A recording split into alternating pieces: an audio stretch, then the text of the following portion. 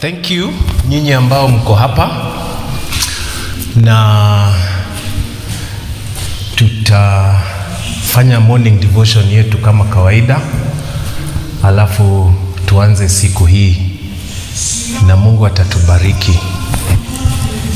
Kwa hivyo patia mtu high five, mwambie good morning, welcome.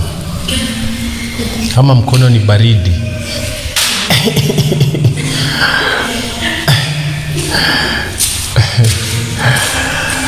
okay, so tutaanza kwa maombi and then unajua hii haikuangi mahubiri, this is not preaching, ni kuanza tu siku yako, okay, na wiki yako ili siku iende vizuri na wiki pia iende vizuri. Tufunge macho. Father, in Jesus' name, we thank you for this day. We want to pray that you may forgive us our sins. We ask that you may cleanse us with the blood of Jesus. We pray that you may bless us as we start this day. Thank you for our midterm holiday. Now we are ready for the next half, not only of the term, but also the next half of the year 2026. Tunaomba utujaze na nguvu mpya na utupe amani na neema. Roho Mtakatifu, chukua ushukani tunapofanya morning devotion. Asante kwa kila ambayo ako hapa. Hawa wanafunzi naomba uwabariki maradufu. Thank you, dear Lord. In Jesus' name we pray. Amen. Now ladies, kwa maana hatuna maboy hapa leo, it's so strange, so I can just say ladies. Ladies, good morning. I want to share with you about topic ya leo ni Mungu nipange. Mungu nipange.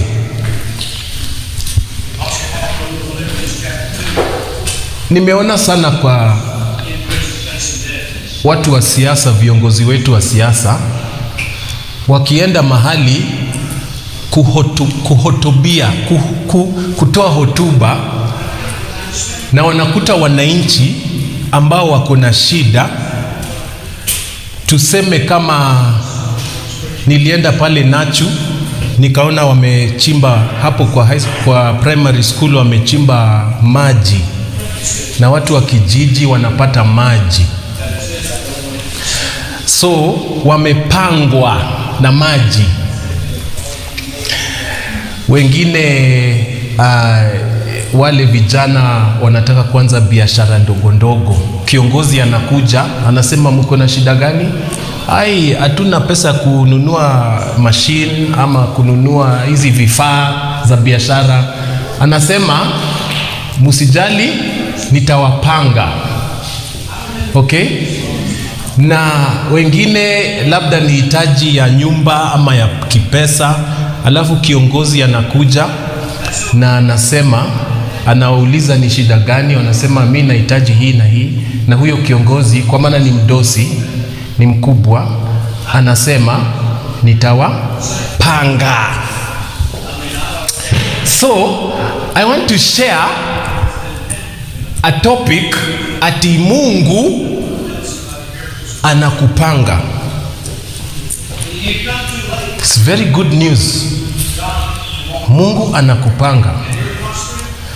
Na nitasoma kwa Bible kitabu ingine hapa kwa Bible, ni Jeremiah actually. Jeremiah chapter 29 verse 11. Hii ni scripture munajua sana. I'm sure all of you know this. I'm sure nyinyi wote munajua hii verse. Jeremiah chapter 29:11 ni ya Sunday school. Hata kwa high school tunaambiwa hii scripture. Jeremiah chapter 29 verse 11 inasema nini? Hiyo scripture ingawaje tunaijua sana, nataka tuiangalie leo kwa njia ingine mzuri kwa Kiswahili. Wacha nisome kwanza kwa English. For I know the thoughts that I think towards you. Ni Mungu anaongea. I know the thoughts that I think towards you, saith the Lord, thoughts of peace and not of evil, to give you an expected end. Hiyo ni kwa Kizungu, wacha nisome kwa Kiswahili.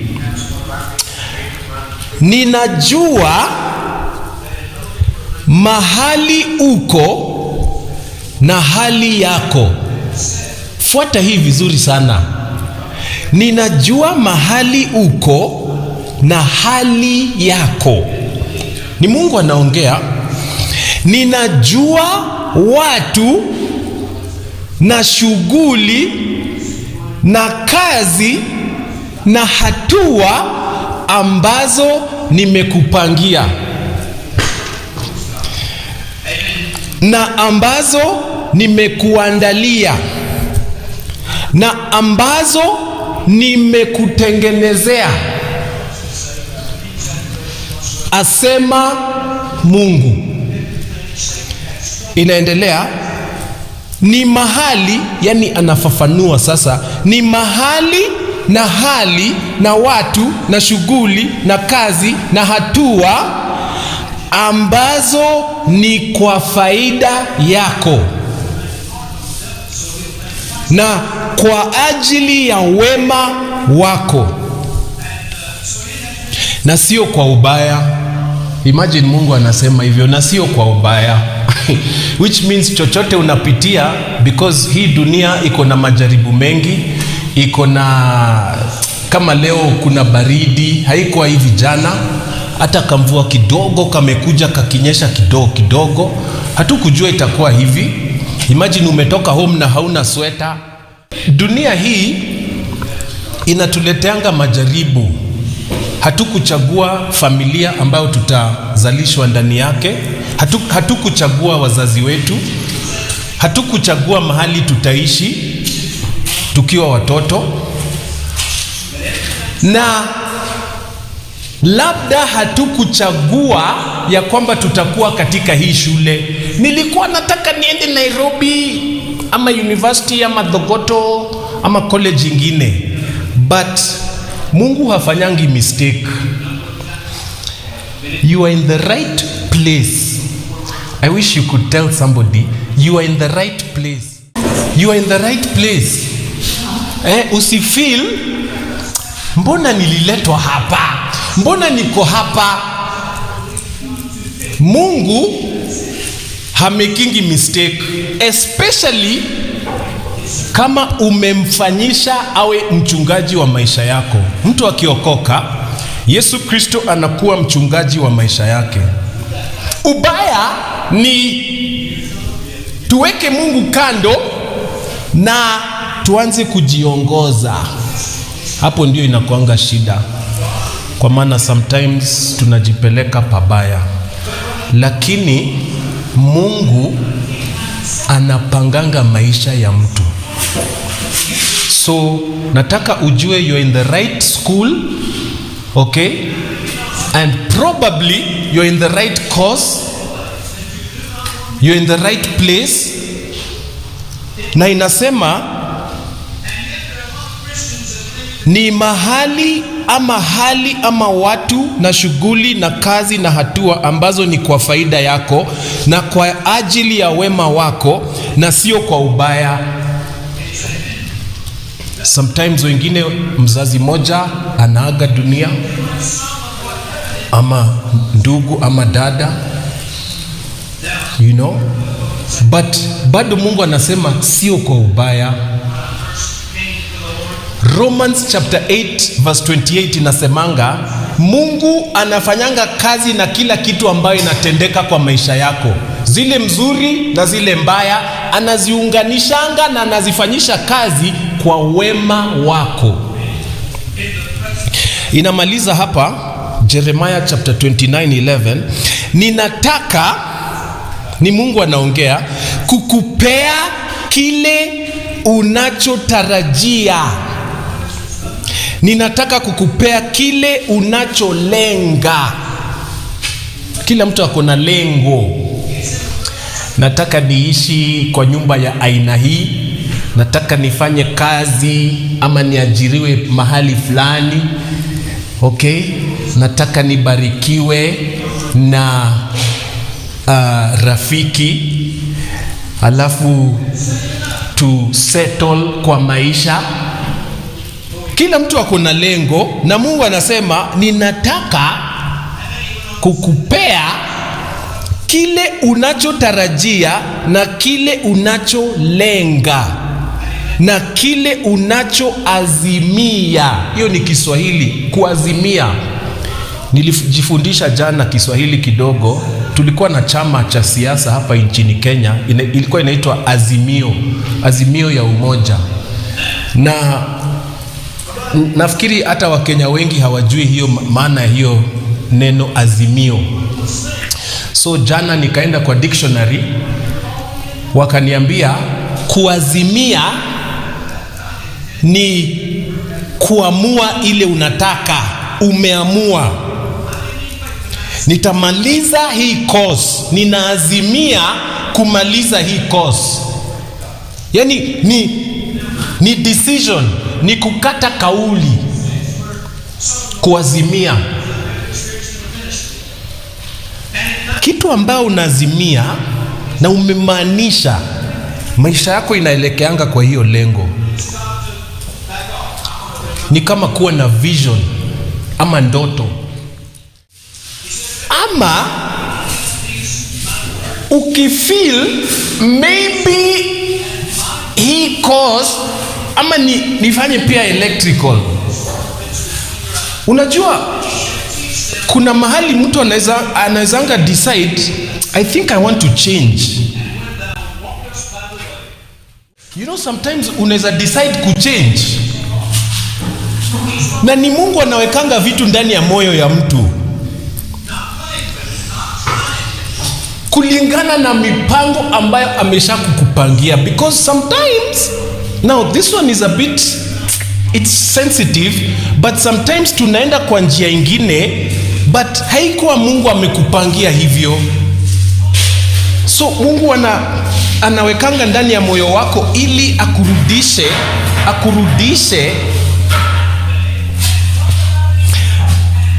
Ninataka kukupea kile unachotarajia, kile unacholenga, kile unachoazimia na kile unachokitamani katika siku zako za mbele, yani siku zijazo. Topic ambayo tunaongea ni Mungu anakupanga. Okay? Mungu nipange mahali nitaishi, nipange na nguvu kumaliza masomo, nipange katika siku hata hii ya leo. Siku ya leo ni very special. Siku ya leo ni the last day of June. Lakini sio the last day of June peke yake. Siku ya leo ni the last day of the first half ya 2026. Si hii ni mwaka ya 2026, iko na miezi 12, na leo tumemaliza miezi 6. Tumemaliza first half. Kama ingekuwa CU ningesema mujipigie makofi, because kwa neema ya Mungu amekuwezesha ukatoka January mpaka ukafika June, na leo ni mwisho ya June, which means hii leo tunavuka second half. Kwa mpira, kwa football, kuna kuanga first half na second half, na ka break mid break hapo mid.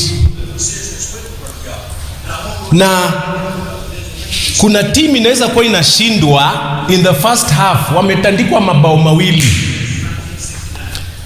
lakini wakibreak, coach anakuja anawaambia don't give up, usikate tamaa, usifeel ya kwamba hii maisha imekuwa mzito ama ninahitaji hii na sina. Nimekuja kukuambia asubuhi ya leo, Mungu anakupanga.